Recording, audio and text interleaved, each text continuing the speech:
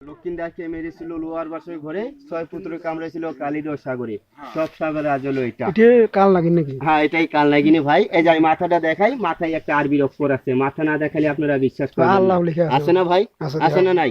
আছে। এই যে আমি বাই করে দেখাই। রাগ করলেন কি আপনারা? রাগ করলেন? এই যে অনেক বাচ্চা আছে, অনেক বাচ্চা আছে আবার বিছনায় প্রস্রাব করে, দেখেন তো চিনতে পারেন নাকি? আচ্ছা, মেহেন্দি গাছটা চিনেন আপনারা? চিনেন? হ্যাঁ, মেহেন্দি গাছটার একটা শিকড় তুলবেন, তুলে বাচ্চার গলায় কি কোমরে দিয়ে দেন, জীবনে বাচ্চা বিছনায় মতবে না, ঘুমের ঘরে চিৎকার মারবে না। আচ্ছা, আপনাদের এলাকায় এরকম বিষাক্ত সাপে যদি একটা মানুষকে কামড় মারে, আচ্ছা সাপটা মানুষের বন্ধু হবে না শত্রু হবে? শত্রু। আপনারা বলেন শত্রু ভাই, আমি বলি কখনো শত্রু না। এই সাপ হলো মানুষের বন্ধু।